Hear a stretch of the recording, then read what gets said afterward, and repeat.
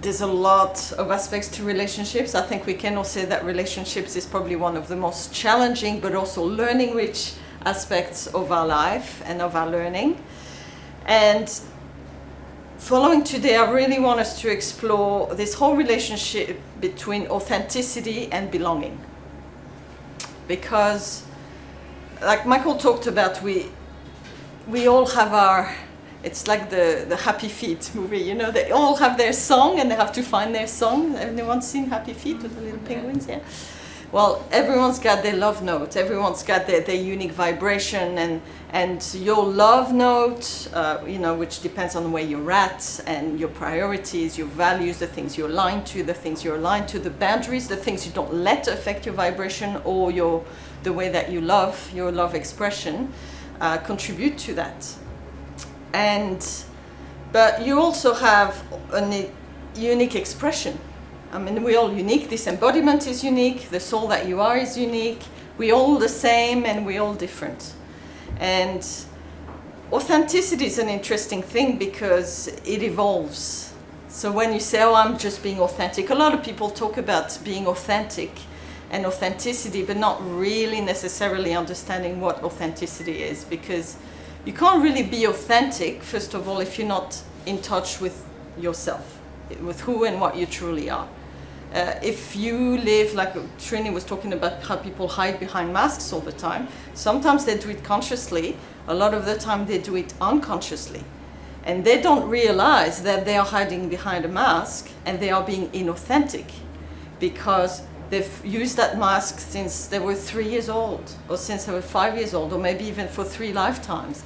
And so to them, it's just how they've been for a very long time. They don't realize that it is actually a mask they have constructed and put on, and through which they interact with other people in order to hide certain things, in order to be liked, in order to gain a sense of belonging, in order to charm, in order to achieve certain goals. And so when we're saying being authentic, there's 2 aspects to this. For me, authenticity is certainly, on one side, it is about a sense of humility and self-acceptance of where you're at and how you are in the moment. So if you want to be authentic, you can't pretend that you're not feeling something you're feeling right now. You can't pretend that you're somewhere different to where you are at right now. You got to be real with how you are right here, right now, in this moment. However, that's just one aspect of authenticity.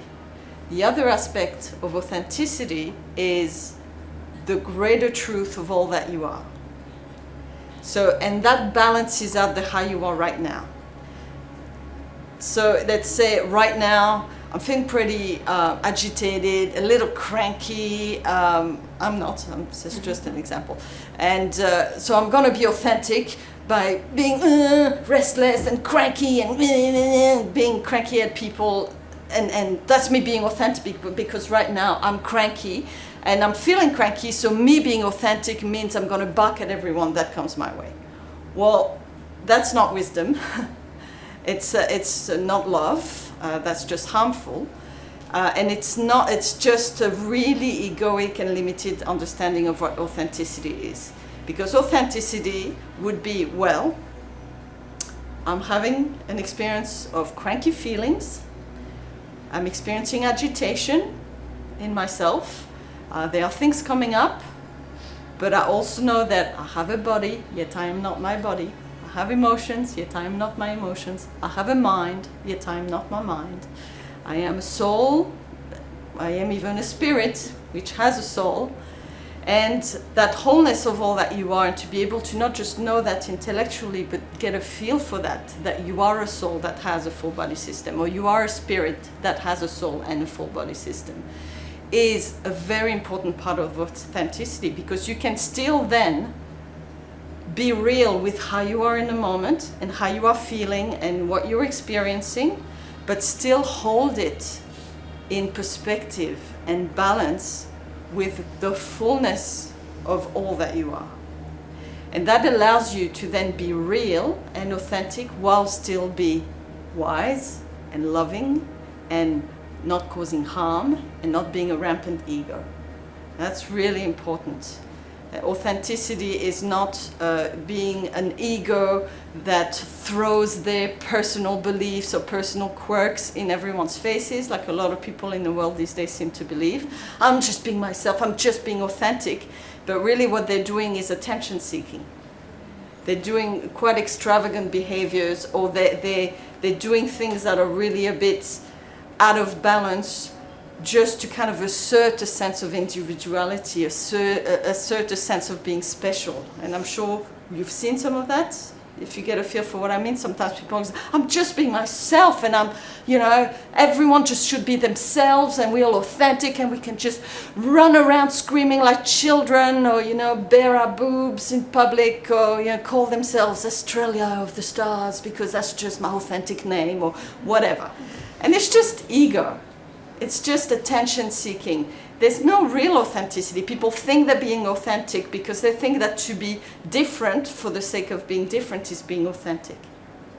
Your authenticity might be to just be a very average person that's like a lot of other people. What's wrong with that? Why do we have this need, especially in the West, to be different all the time, to assert that we're special? It's a cry for help. It's a cry of low self-esteem. So authenticity is not that.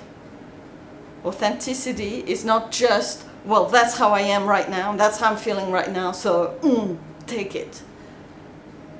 Authenticity is seeing all of that and acknowledging all of that, but balancing it and holding it within the wholeness of the authentic being and energy that you are, who's having a physical experience and an emotional experience and a mental experience and a spiritual experience, a human experience and a non-human experience.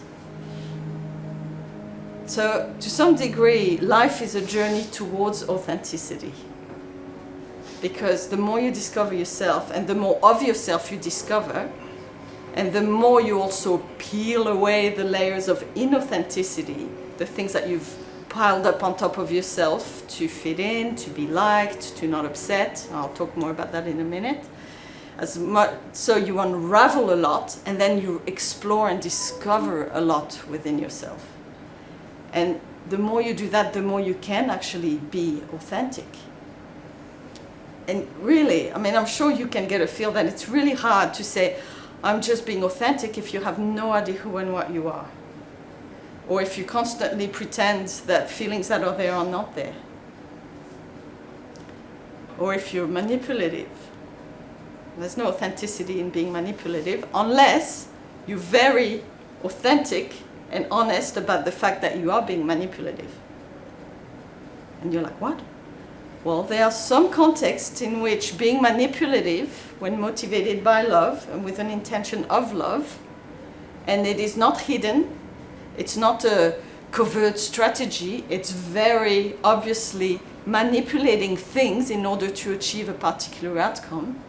And you're very honest about it, it is what it is. I'm doing this, I'm in the process of manipulating certain factors or certain elements in order to produce a particular outcome. I'm not hiding it. I'm doing it to try to serve, or to try to do good, or to try to help someone. Then that's authentic. In a way, mentoring and coaching is a form of manipulation. Self-motivation. Every day when you try to motivate yourself to change or to overcome your fear, you're manipulating yourself to overcome fear. You're changing the factors in play in yourself in order to achieve a particular outcome. So manipulation in itself, in absolute, is not always a bad thing. If you want to cook a meal, you have to manipulate the ingredients and do something with them to turn them into a delicious meal. If you're coaching or mentoring someone, you have to, first of all, manipulate and orchestrate a whole lot of possible reflections and opportunities for them to have a chance to learn certain lessons. But you also have to manipulate their perception or their perspective in order for them to have realization, where suddenly you open their minds and help them see something from an angle they hadn't considered before, or see something they couldn't see before. Do you know what I mean? But you're not doing it in a self-serving way. And you're not doing it from a place of agenda or opinion. Oh, well, I'm going to fix you because I don't like the way you are. It's not what it is. It's you come to me saying, I want to achieve this particular goal in my life. Or I want to resolve these issues in my life. And so I'm going to try to help you to move towards that goal. And part of that is going to have to be to manipulate energy, manipulate the mirroring and the perceptions that are presented to you. I'm not going to force anything on you. Michael, Amy, none of us, your mentors, we don't force anything on you, but we, to some degree, move things around and we turn things around and we twist them and to help you to see things differently, to help you to have realizations, to help you to let go of fear. But a lot of people do manipulation from a self-serving way. I manipulate other people in order to get something that makes me feel good. I manipulate other people in order to be liked. I manipulate other people in order to fit in. I manipulate their perception of me so they can like me and I can fit in. And the moment you do that, there's no authenticity in that.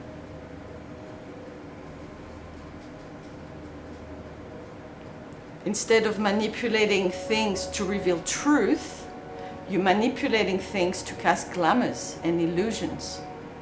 You're manipulating reality, how other people perceive you, or even how you perceive your own reality, in order to create something that's not really there by itself. It's not real.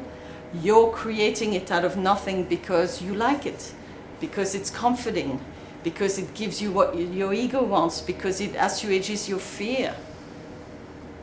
It allows you to deny your pain. It allows you to run away from your responsibility, whatever it might be. And when you look at it this way, you can see that all of you, to various degrees, at different times of your life, have been manipulators. First of all, by manipulating your own reality in order to not see uncomfortable truth. You've manipulated other people's perceptions of you so they could see you the way you wanted them to see you, instead of just see you. The problem when you do that is you end up very alone because no one sees you.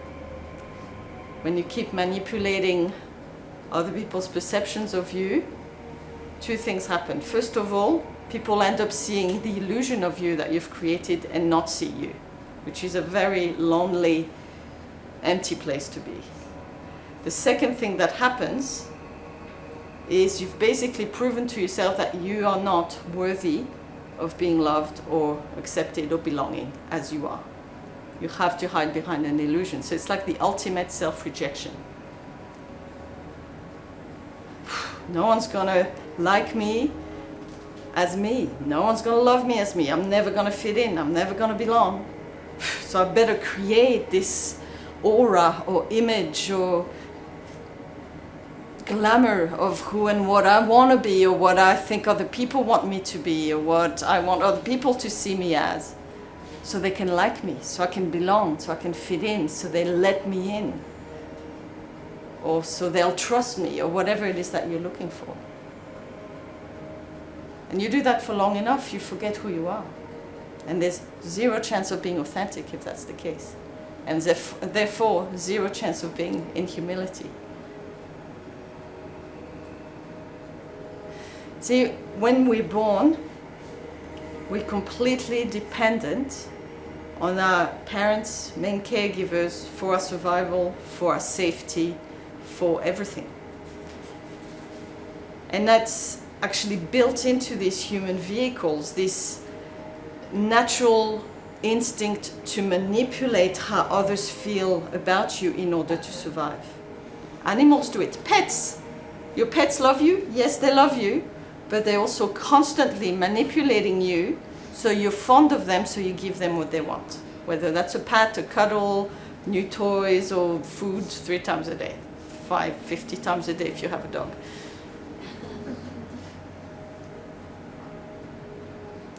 It's an instinct, and it's part of the very primal things that are built into creatures here, not just humans, animals as well, in order to make sure that those around you who might be responsible for your care, for your safety, so whether that's your parents and family or it's your tribe, because as human beings we've got much better at surviving since we've been living in tribes rather than lonely or just 2 or 3.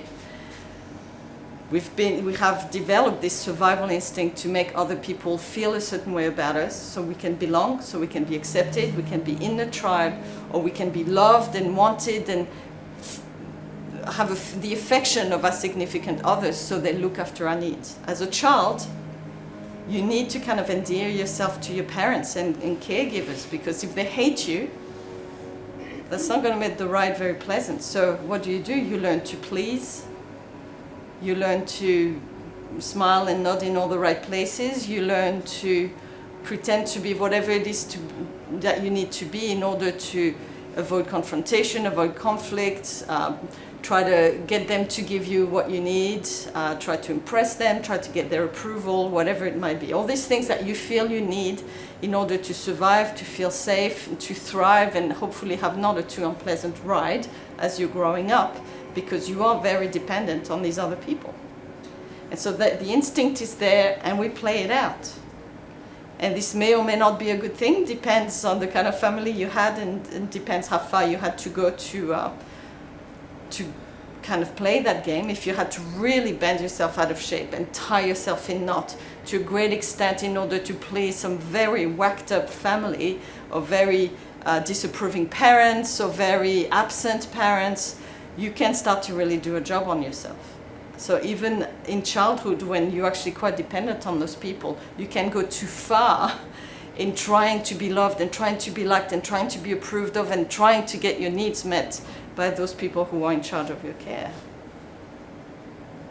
So when you grow into a teenager, young adult, well, you may have some repair to do first of all. Because if you've done yourself damage by tying yourself in not too much, in trying to be what your family or significant others, it might have been teachers to whoever it was, siblings, parents, tying yourself in not so far that you actually lost sight of who and what you actually are, well, you have some repair to do, and you have some unraveling to do. The other thing that happens is that when you come of age, you need to learn to do relationships without running that dynamic. So if you enter into your adult relationships and you haven't actually stopped and gone, oh my God, I've done all these kind of mommy baby games with my parents and significant others, I'm constantly trying to be what I need to be and do what I need to do to get my needs met in that context. And then decide, okay, I don't need to do that now because I'm an adult. I can look after myself. I don't need anyone else's approval unless it's perhaps someone I greatly admire. So I can do relationships differently. But if you don't have that kind of aha moment, what happens is that you then go into your adult relationships and you keep running the same dynamics. Because that's all you've learned. That's how you've learned to do relationships, your entire childhood and the years that followed. You just never stopped and go, okay, that was perhaps necessary when I was a little helpless child and I needed someone to protect me, to put a roof over my head and food in my mouth and to keep me safe and to hopefully provide some affection and some care in some form or another on various levels. But if you do that in your adult relationships, what's going to happen? You're not going to have a very good ride, is what it is. First of all, you're going to constantly still try to please or get the approval of or want the other person to take care of you, make you feel safe like a child would with their parents. And that's not what adult relationships are supposed to be. So it's not parent-child dynamics. It's supposed to be two mature adults who certainly will love each other, and hopefully you'll feel safe with each other. But feeling safe with someone is not the same as someone making you feel safe so you don't have to do it for yourself. And safety is something that we've talked about often over the years. The traumatized parts of us, the wounded parts of us, they can feel really unsafe in the world, really unsafe with other people, really unsafe in various situations. And we're constantly looking outside of ourselves for that thing that's going to make us feel safe. This person who's just going to take all the uncertainty and risk away. Or that thing in life that's going to descend from heaven and just suddenly guarantee an absolutely certain outcome. No risk, no uncertainty. There's no such thing as in life. Life is full of uncertainties. Life is constantly changing. Safety comes from within. Unless you're a little child who, is very vulnerable and still growing all the bits of the body that are not quite functioning well, by the time you're an adult, if you've developed properly, if you've actually made an effort to develop the skills you need to live your life, then you should be able to make yourself feel safe. Because safety is not about looking for an absolute certainty or the absence of risk. Safety is about the capacity, feeling in you, in yourself, the capacity to handle whatever comes. Part of it is believing in the benevolence of the universe. And that's universal law. It's just how it is. We live in the universe, which is loving and seeks to support our evolution, and she will never provide us with anything we can't handle. So if you really connect with that and you can really feel that, then whatever comes your way, even if you might lose something or you might have enormous upheaval and change in your life, you know that you have the internal resources, the tools, the wherewithal, the strength, whatever it is that you need to face that challenge and to get through it and get on the other side of it and hopefully learn from it and grow from it. It's all within you. And the safety comes from that. It's not an external thing that's going to guarantee you zero risk and zero uncertainty. Safety is your capacity to accept that life is full of uncertainty, but know that whatever presents you have the internal resources to deal with it, to take it on, because that's how the universe works. To not fear change, to not fear lack of certainty. Only a child fears that.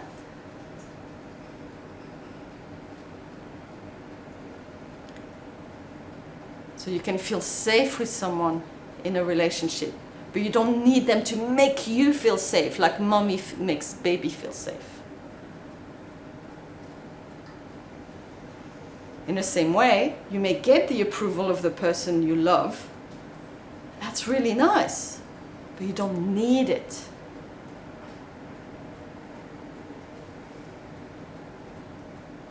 And what you want to do is be able to be authentic in your mature relationships, whether that's with your romantic partner, your friends, colleagues, boss to some degree.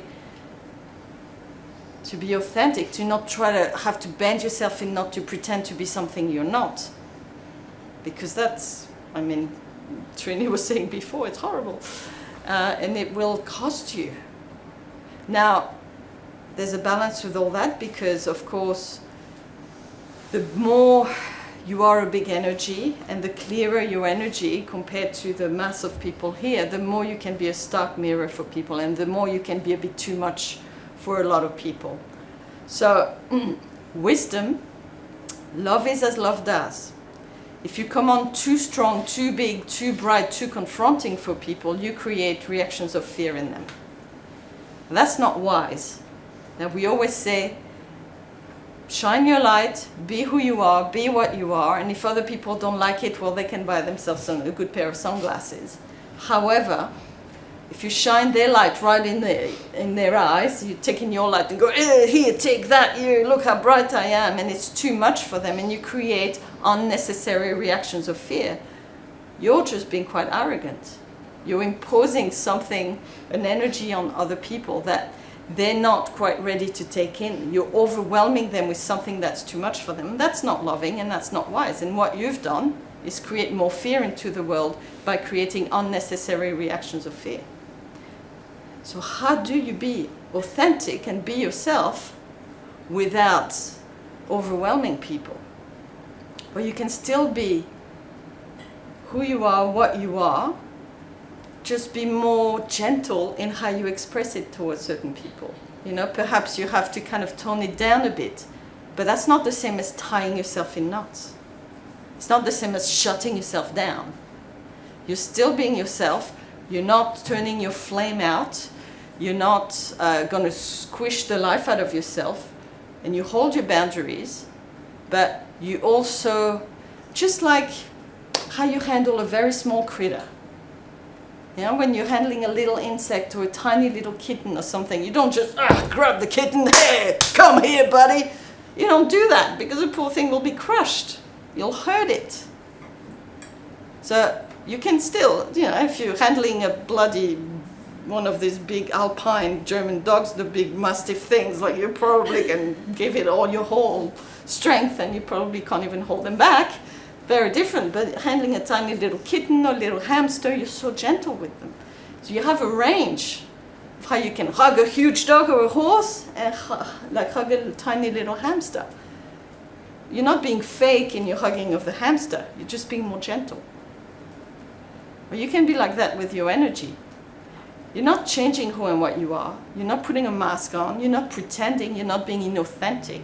You're not lying.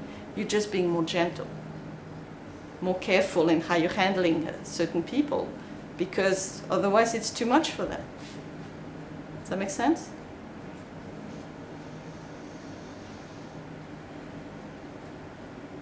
But there can be a real conflict, and you know, we'll do some more work over retreat with all this, between the urge to continue these childish dynamics in our relationships, that instinct to belong, to be part of the tribe, to fit in, to have a place to find our tribe, and the being authentic.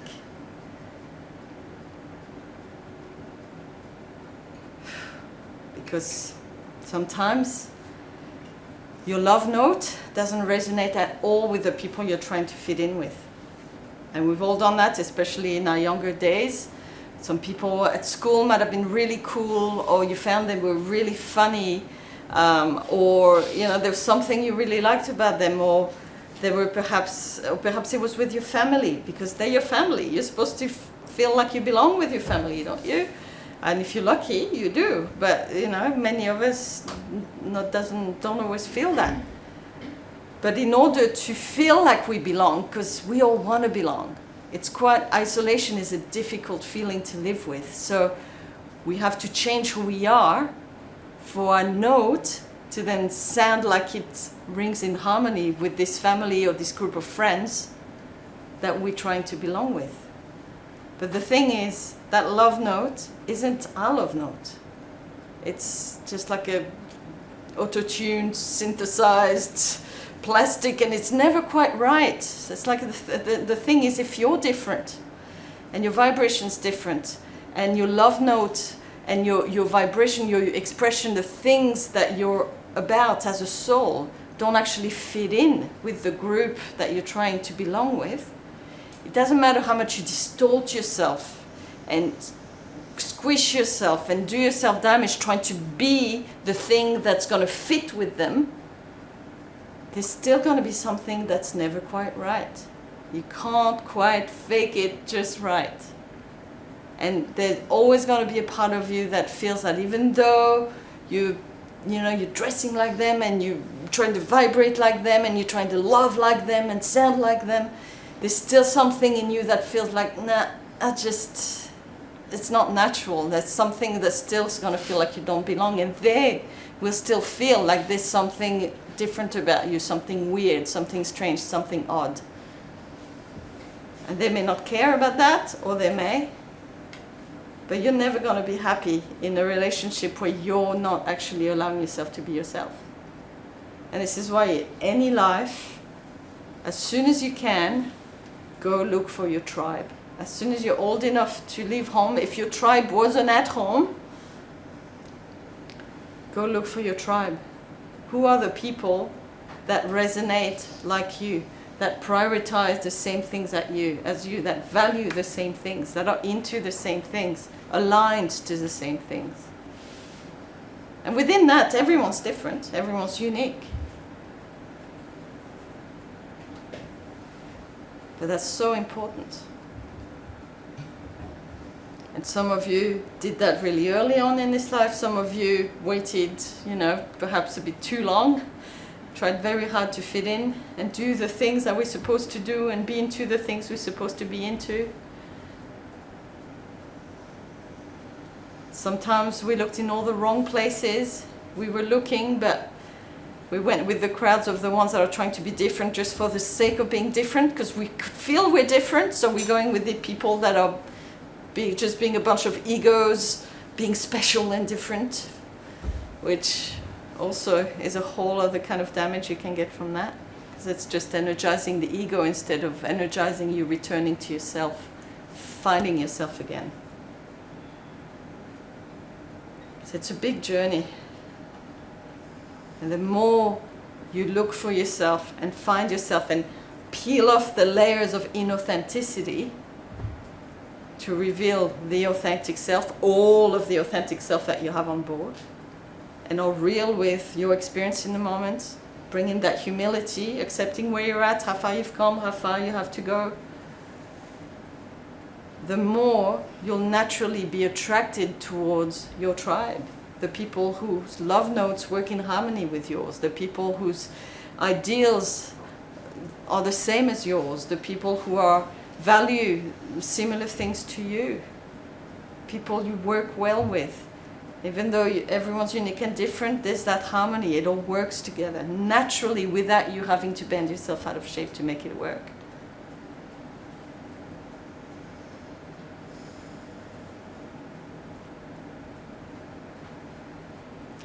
And your love of being authentic has got to be stronger than your love or your need to belong. Because you can't put the cart before the horse. You're not going to, to some degree you guys have all found a place where you belong now, but how much you're letting yourself belong here will also be a function of how authentic you are with yourself about who and what you are. But it can then spill out into all areas of your life. The more authentic you are in general, the more you'll just find that in all areas of your life you'll gravitate towards people that you have a more natural affinity with. You'll have just more flow, more harmony. You'll have to perhaps move away from certain people that you've been trying to bend yourself into shape with, to try to fit with, and it's just doing you more harm than good. But until you come to a certain degree of authenticity and self-discovery and being okay to be that here now, you're going to find it hard to really belong naturally where you belong, rather than trying to make yourself belong where you think you should. And that's a big journey.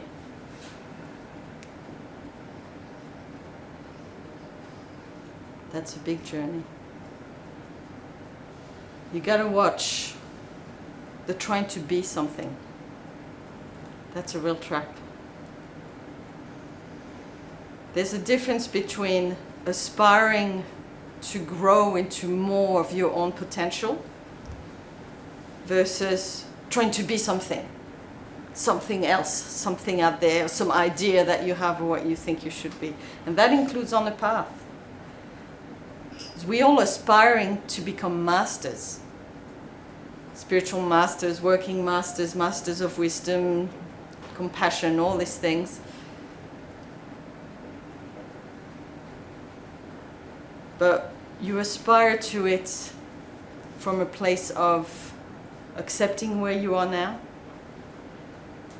connecting and aligning to that future master self version of you. That is already, it's there in the ethers of potential futures. In all the roads of the timeline running ahead of you, with all the potential choices you had ahead of you, one of these paths, at least, leads to the highest, greatest master version of you that you can become. And you aspire to that. You align yourself to it, you feel inspired by it, you look towards it, you practice towards it, the skills, the qualities, the states of being. You clear what's mutually exclusive to becoming that version of yourself. It's a patient work. It starts from a place of self-acceptance and humility of where you are now, a willingness to be coachable, a willingness to apply yourself, a willingness to change, a willingness to let go of a lot, a willingness to just try things out, a willingness to listen to the feedback when you try things out, seeing what works and what doesn't, and to be in it for the long haul. But when you're trying to be something, there's a desperation to it. It's needy. It's wanting to be there already because you're trying to run away from yourself. You're not self-accepting. And there's a pretense in that. You know, you're trying so hard to cast yourself aside and be this master self version that you think you should be. And that's not authentic. And it's again a self-rejection. The thing is, you as you are now are the embryo, the little caterpillar in the cocoon that will become the butterfly of that future master self. All the seeds of that future master self are in you now. So you need to embrace who you are now and where you're at now in order to allow this transformation process, the magic, the alchemy, applying the disciplines and the tools and clearing and choosing and stepping forward and stumbling and getting back up and doing it again and learning from it, developing wisdom, applying all the learning in love and bang, all that coding, all those seeds with all the experience along the way becomes that master version of you. But if you're trying to be this idea, oh, I'm going to be Master Emerald of the night sky, and I'm gonna try so hard to be that now, from that place of pushing myself away, judging where I am now, not wanting to look at the really grotty stuff, not being patient, you know, trying to be something you're not. That's not the same. You're never gonna get anywhere by doing it that way. Humility is key. Self-acceptance is key. But like I talked about at the last class I did, acceptance is balanced with continuous improvement. Yes, you accept how you are now and where you're at, but you also want more. You also constantly look at, okay, I accept where I am now. This is very messy, this is great. Ooh, this needs a bit of work, this is not too bad. I accept, I'm at peace with it, but I want more. I'm still improving. I have that commitment to continue to better. That's the balance. Self-acceptance always have to be balanced with, completely accepting of myself where I'm at and everything how it is, but I also know I can improve and I want to improve and I choose to improve. And that's the fine balance you got to constantly maintain on this path.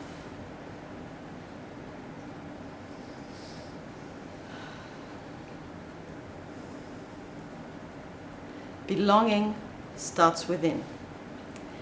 When you've run away from yourself, the things you've judged about your past, the things you've judged about yourself, or you've contorted yourself out of shape to try to be something you're not in order to belong, the first task is to stop doing that and to come back to yourself.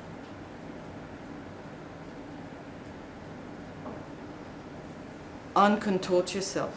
Acknowledge how you really feel about it, because I guarantee you, if you've been tying yourself up in knot for a long time to try to please your relationships, try to belong somewhere you don't naturally belong, there will be a lot of resentment, a lot of anger, a lot of pain under there. So you got to feel that. You got to acknowledge that. It doesn't mean anything, except that you need to stop contorting. You need to start letting go, and you need to go in search of yourself. You need to try to remember yourself. And the closer you come to finding that, who you are as a human person, how you are as a soul, who you are as an initiate, who you are as spirit, what you are as an energy.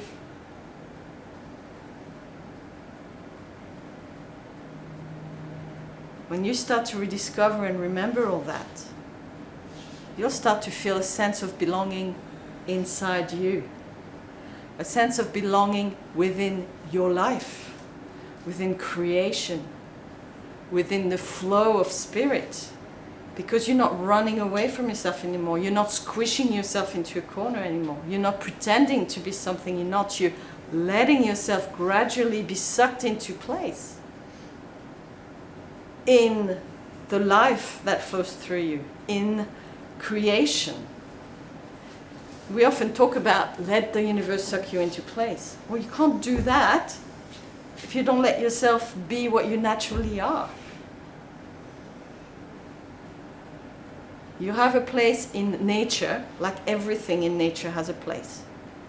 Whether that nature is nature on this planet or universal nature, creation, everything has a place in nature. But if a lion starts to behave like a zebra, that's not going to work. Or a zebra tries to behave like a lion, that's not going to work. Good luck hunting. And you're going to beat yourself up going, oh, such an idiot, I can never catch this fucking prey. My claws are not growing, what's wrong with me? You're a zebra. Stop trying to be a lion. Be a zebra.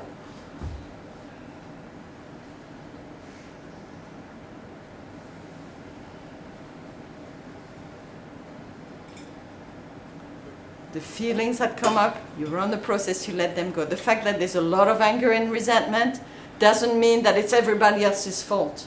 It doesn't mean that you need to suddenly quit your job, all your relationship because you're having these big feelings. It might be, perhaps you will have to, or maybe not. Don't make major life decisions when you're triggered, when you're unclear. That's not a good place to make major life decisions from. So feel the feelings, keep clearing through. Now remember, no one forced you to compromise yourself in order to belong. You did that to yourself. Was it easy to do it any other way? No, of course it wasn't. Was it a crime to do that? No, it wasn't a crime. But it's also, even though the conditions make it hard to not do that, you're still the one who did it. You chose it. You did it to yourself. So it's important also to just not blame your parents or blame the teacher or blame your ex or whoever it was, because they weren't like putting a gun to your face going, well, you fucking better compromise yourself and bend yourself in not to please me or else I'm going to shoot you now. Even then, it still would be your choice.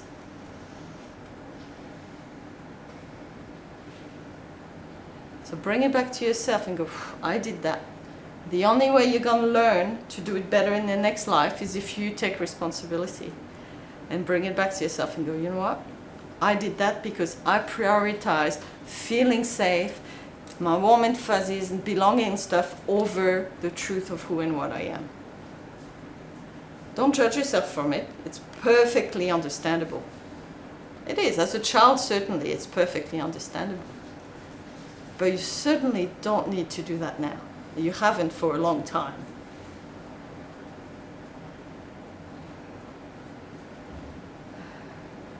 So feel all the feelings that brings up. And then be brave. That's another step in the process. You've got to be brave. You've got to be courageous to make different choices, to give yourself permission to be more yourself. Now, other people around you might go, what's going on with you? You're different. You're suddenly, this and that. And well, yeah, of course. You're changing very fast. You suddenly, it's like, hey, I'm not who I told you I was. You were the one who was dishonest. You were the one who pretended to be something you're not for them to like you. And then now you're changing. You can't blame them if they're a bit taken aback and pissed off. Now, whether when you're your real self, the relationship still works, great. If it doesn't, well, maybe you need to lovingly move on. But you can't blame them because you're the one who pretended to be something you're not, to belong in that relationship. But the fact that you did that doesn't mean that it's a life sentence. You can change at any point. You can stop the pretense.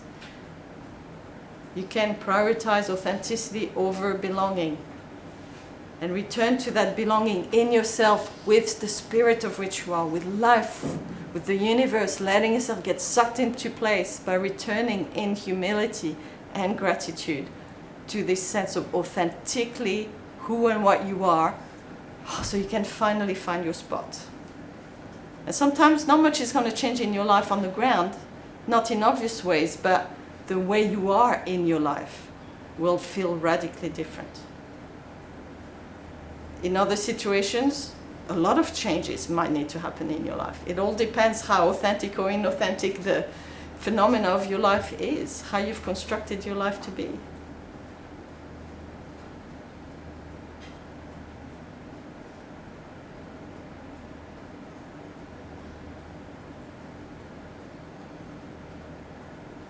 There can be a lot of patterns that we play. And of course, every relationship will have some amount of compromise to it. No relationship is perfect. No two people will ever agree on everything. So sometimes you're going to have to compromise. No, I don't want to go out tonight, but I know it's really important to you. It's more important to you to go out than it is important to me to not go out. So you know what? Let's go out. That doesn't cost very much. You got to be clear on the things that are worth compromising and the things that are not. Don't sweat the small stuff. A lot of things, it's okay to compromise, the little things. But there are things you shouldn't compromise on. There are things that are okay to compromise on sometimes, but if you do it habitually, it starts to become a problem. And that's all for you to review, to observe, to learn from, to decide where are those lines.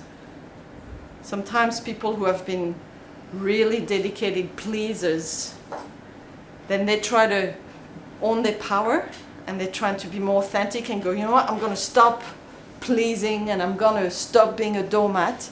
Then they try to own their power, but it comes out in all the wrong ways. You know, they start to never compromise and they never make an effort and they never, you know, I'm just owning my power and being myself by never giving an inch.